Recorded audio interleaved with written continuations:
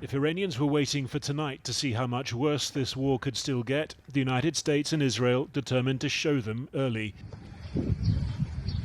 Attacks on Iran's crucial oil hub of Kharg Island, the US saying it struck more than 50 military targets there, and on the rail network, after Israel earlier warned civilians to stay away from public transport. For added reinforcement, the President of the United States deciding to deal openly, if incoherently, in the language of genocide. A whole civilization will die tonight, he posted, never to be brought back again. I don't want that to happen, but it probably will. Maybe something revolutionarily wonderful can happen. Who knows? We will find out tonight. One of the most important moments in the long and complex history of the world. God bless the great people of Iran. Iran also continuing to demonstrate its capacity and will to strike civilian infrastructure, this a major Saudi petrochemical plant overnight, as well as its will to defy international law at home, urging civilians to form human chains, read human shields, around power plants and across bridges. This girl's sign reads, "I sacrifice my body for the homeland." Mothers, fathers, take your children by the hand and come out onto the streets. Do you want your son to become a man? Let him feel like he's a hero on the battlefield, commanding the battle. We were able to reach one woman in Tehran today for whom dread, not heroism, was dominating these countdown hours. What can I say? Depression has taken over me. Last night, I sat on the balcony until morning, watching Tehran being destroyed. Since yesterday, I've avoided music. I'm worried about a blackout and running out of battery, so I keep my phone plugged in. Even those who supported the war are now afraid. It feels like no one is thinking about Iran and its people. Even if peace were to happen right now, we would still be left with this wounded, wild regime.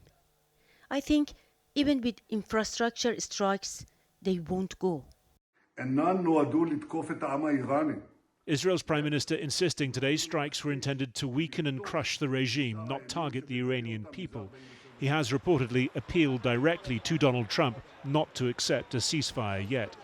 The biggest fear of the Israeli government that the Iranians will get a deal, that they will get relief with the sanctions, the regime will stay, will survive, and then you have nothing to threat the Iranian with. And on the other hand, if Trump and Israel does go through with this massively expanded attack on civilian infrastructure, that could blow back hugely on the Gulf countries. Israel wants those countries to be its allies and partners.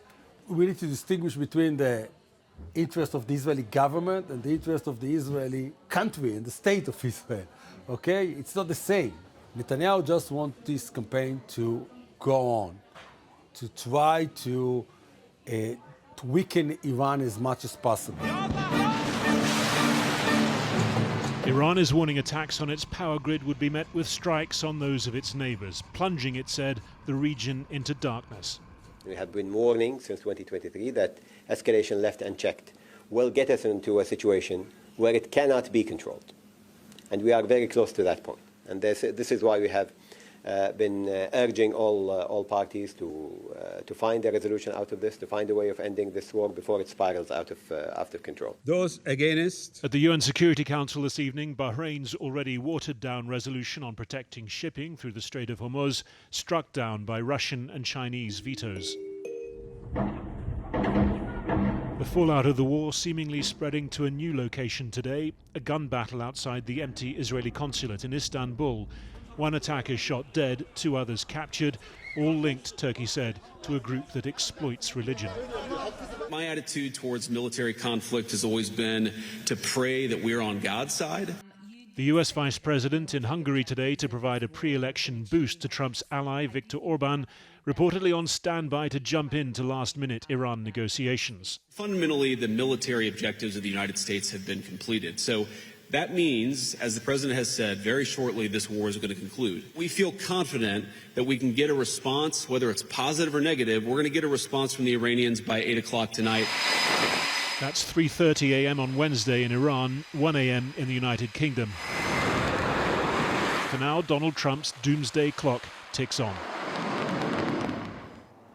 And that countdown ends at 3 a.m. Israeli time, well into the last day of the Jewish holiday of Passover that began a 24-hour period at sunset tonight. And around the same time, there was another salvo of Iranian ballistic missiles targeting central Israel. Earlier, Hezbollah fired rockets into northern Israel from Lebanon, injuring 2 people. We've also been hearing from the Israeli military about their latest activities and what they define as their security zone in a vast area of southern Lebanon, otherwise known by many as cementing occupation there. They say that they have now fully staffed with troops a ridgeline, secured that area, thus preventing anti-tank fire from there into Israeli territory, also targeting another bridge over the Litani River, which essentially is the northern border of that region. Israel also talking in more detail about its strikes into Iran today, that it was targeting the rail infrastructure and bridges to prevent them being used for transport of military components, of operatives as well, although many are seeing this as a prelude to what might be to come if the deadline passes without resolution. The Israeli military also confirming that it was behind the partial destruction of a Jewish synagogue inside Tehran in the early hours of this morning, saying it was regrettable collateral damage resulting from a targeting of a senior Iranian commander. We've also seen reporting tonight from the very well-sourced Israeli journalist Barak Ravid for the Axios website, saying that US officials are telling him that there has been some progress in talks with their Iranian counterparts. Iranian media also saying that they have not, contrary to some reports, cut off contact with the Americans. This report saying that the response from Iran was better than expected, but still not good enough. And it was a long shot for anything to be got over the line in time for Donald Trump's deadline. Indeed, TikTok. Harry, thank you very much indeed there in Jerusalem. So as the clock ticks closer to President Trump's deadline, what are the chances of the 2 countries actually striking a deal? Let's cross now to our US editor, Anushka Stan, who's at the White House. Anushka, what's the mood like in Washington? Well, I think like everywhere, the mood is tense and people are on edge. They are scrutinising everything that Donald Trump says. Now, he hasn't spoken much on Iran today, but he spoke for hours yesterday. And one thing really stood out to me, Matt, when he was speaking in the press briefing room behind me. He talked about how he really cares about instinct, that he thinks presidents should make decisions based on instinct, which suggests no one really knows, apart from Donald Trump himself, what he will decide later tonight. We know he's speaking to some on the more hawkish side of this, Prime Minister Benjamin Netanyahu. We know that some of his own negotiators are urging him to make an agreement. One report suggested even the Secretary of War, Pete Hegseth, is a dove compared to him. Worryingly, J.D. Vance, speaking today, suggested there are tools in the toolkit they haven't used yet. But yeah, it is down to Donald Trump. And another thing that is affecting the mood is his language. Someone said to me, compare him to previous presidents. So I listened back to John F. Kennedy during the Cuban Missile Crisis. I listened to Franklin Roosevelt after Pearl Harbor. Those speeches were described by people as masterclasses in statesmanship. We do not get that from Donald Trump. He's proud to say he doesn't speak like that. But still, that Truth Social today, talking about the end of civilization, has really shocked people, as has the Truth Social earlier than that, where he used the F word in his threats to Iran, not only annoying those who oppose him, who described him as insane in response to that, but also conservative commentators like Tucker Carlson. Listen to how angry he got last night. To send out a tweet with the F word on Easter morning promising the murder of civilians and then saying praise be to Allah without explaining any of it, you are mocking me and every other Christian because we're Christians. Oh, I get it. We can't support that. A lot of his positions are the right positions, but you cannot support that. That is evil. That is an intentional desecration of beauty and truth, which is the definition of evil. Now, Tucker Carlson has been very against this Iran war, but what will be worrying the White House is that polls, one from Ipsos recently, showed 2/3 of Americans want this over, even if the goals are not all complete. And you mentioned that Trump made an appearance, a rather odd appearance, at that rally that was given by J.D. Vance together with Viktor Orban in Hungary. What on earth did he have to say? I mean, it was pretty extraordinary to see the Vice President of the United States, not in negotiations with the Iranians, but standing next to Viktor Orban ahead of Sunday's elections, basically electioneering for him. And he began by getting up the phone and getting Donald Trump on it. Mr. President, you are on with about 5,000 Hungarian patriots, and I think they love you even more than they love Viktor Orban. Well, I can't believe that. I can't believe that because I love Hungary and I love that Viktor. I'll tell you, he's a fantastic man. And let me tell you, I like him a lot, but if I didn't think he did a good job, I wouldn't be making a call like this. But boy, that sounds like a big crowd, and that sounds like my kind of people.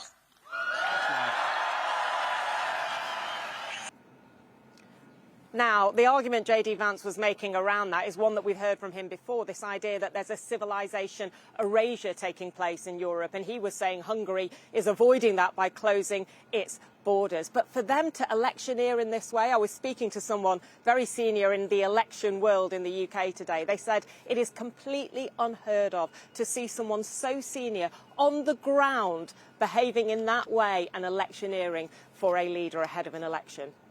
And probably also counterproductive. Anushka, thank you very much indeed. With friends like Trump, who needs enemies in Hungary? Well, Ali Vaez is the Iran project director of the International Crisis Group and was involved in the negotiations that led to the 2015 Iran nuclear deal. I spoke to him earlier and asked if he thinks that President Trump was bluffing with his latest threat to Iran.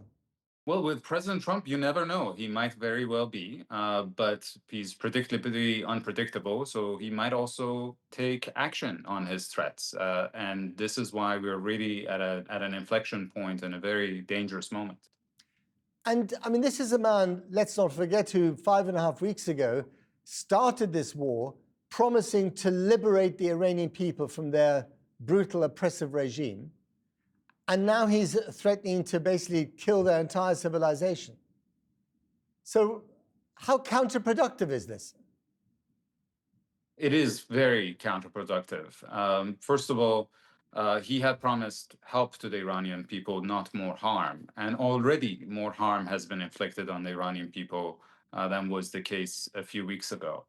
Already Israel is targeting critical infrastructure. Steel plants that hundreds of thousands of people dependent on for different industries throughout the country, petrochemical industries, pharmaceutical industries.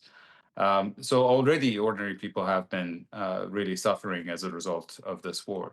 But by insulting an entire civilization which has survived several millennia, survived the Mongol invasion, the Macedonian invasion, the Arab invasion, the Afghan invasion, and so on, to threaten them with erasure over one night is really insulting. And what it does is that it gives credence to the entire propaganda of the Islamic Republic over many years, which always claimed that U.S. animosity and hostility is not against the Iranian regime, but it is against the Iranian people and state.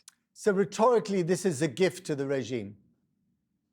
Oh, they couldn't have asked for a better propaganda. I mean, this has not only helped with regime mobilizing its own base, its own core ideological constituents, but it is also turning the public opinion against the war, because there were so many Iranians in the run-up to this conflict who, out of sheer desperation and frustration with the Islamic Republic, wanted military intervention to help them get rid of their tormentors.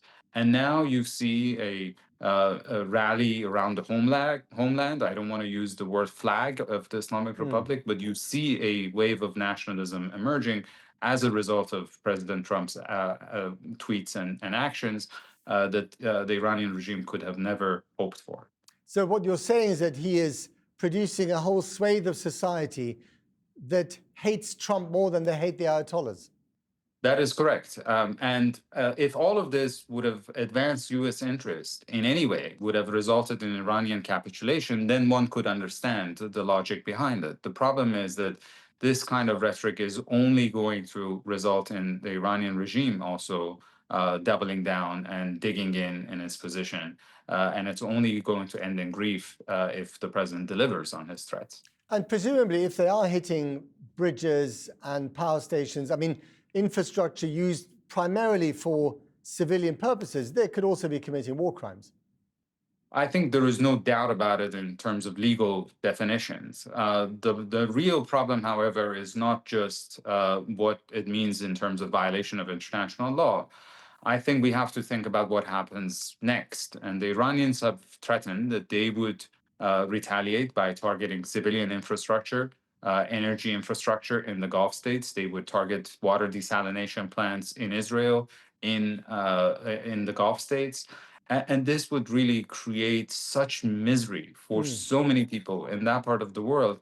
And its effects would go way beyond the region. I mean, this is when we would start talking about oil prices going above $250 a barrel. This is when we will talk about a global economic meltdown. This is when people in Africa and in Latin America would have serious shortages of food and other critical products. This is when millions of people will become refugees and internally displaced in that part of the world. And this is when radicalization, the kind of radicalization is created that would live with us for another generation. And when Tehran threatens to retaliate beyond the region, I mean, are they talking about targets in Europe, perhaps in London? What do you think they have in mind? Well, I don't think they have what it takes really to target at least Western Europe. They already have enough on their hands, but they might very well go after Western interest in the region in a much broader way than what they have done so far.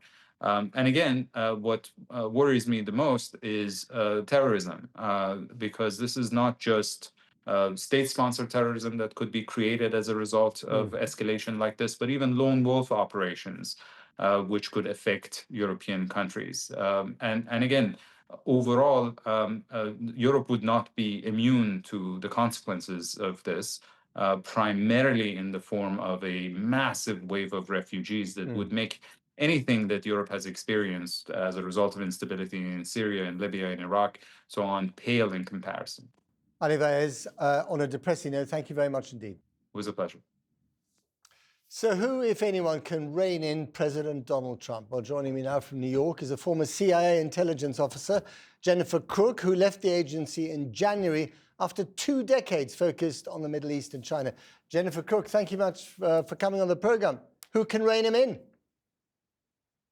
Who can rein him in? I think that President Trump is somebody who makes all of his own decisions, and he's relying right now on his cabinet and in particular, his intelligence community and his Department of War to ensure that he has all the information he needs to decide if this looming deadline is going to need to be executed the way he's described. But hang on a minute. I mean, you worked at the agency for 20 years. There must be some very smart people there, including yourself. I mean, are they playing along with this? Are they telling him to use the kind of language that we've heard in order to threaten the Iranians to some kind of deal? I have no insight into that, but I mean, from past experiences with President Trump in the news and just his general approach to communicating, it's hard to see that this isn't his own language that he's using and continuing to use as his form of governing and communicating with the world. The role of the intelligence community is to provide the president with all the options possible, and I'm certain that the CIA and the rest of the IC are doing that in their roles. Right, but I mean, it looks as if the language he's using is not only dangerous, but also counterproductive for his particular war aims. It's hard to say. I could only speculate where the language comes from. We all know that he says that he runs his social media accounts and that he directs what goes into them. So I have no further insights into that, I'm afraid. Right. I mean, you heard Ali Vaez there earlier. He was saying that this is precisely the kind of language that the regime in Tehran would welcome, because they've been going on about a civilizational struggle against the United States for 47 years. And now they're getting this gift from the president. And the regime of the Iranian regime has also used such extremist language against their own people, against their enemies. And so it's probably something they're very familiar with, and they're now pointing fingers at the United States for using it. Well, exactly. I mean, we've heard the Iranian regime say similar things in the past over and over again, and they've been very brutal towards their own people. We just didn't expect the American president to join them in the mosh pit, of this kind of threat. That's fair. I don't think we can really predict what President Trump's going to do next. As best we can with this deadline, it's something that we're all thinking about and on edge about, and wondering if those peace negotiations are making truly progress to prevent something worse happening to the good people of Iran. I mean, as an intelligence officer, if you analyze what's going on now, and Trump has been upping his threats every other day, at some stage he's going to have to come good on one of these threats, in order to be taken seriously, isn't it? And that's an alarming thought. Well, I believe we've had 2 bombings of Kharg Island today, or over the last 24 hours. And I think that's significant. It shows that the intent is there to carry out strikes as he has described. But there's still time for peace to be negotiated. And what that looks like, I think we'll get back to the key points of why we started in this conflict in the first place, which was the nuclear program of Iran. And very briefly, what do you think the Chinese are making of all this, apart from scratching their heads? I think the Chinese are deeply impacted by what's going on in what has happened to the Strait of Hormuz and their access to oil. They also have very strong relationships with the Iranians, and I think they're looking for an end to this quickly. And if they're able to influence that in any way, I'm sure they're using every lever at their disposal. They might not get the end that soon. Jennifer Cook, thank you very much indeed for joining us. Thank you.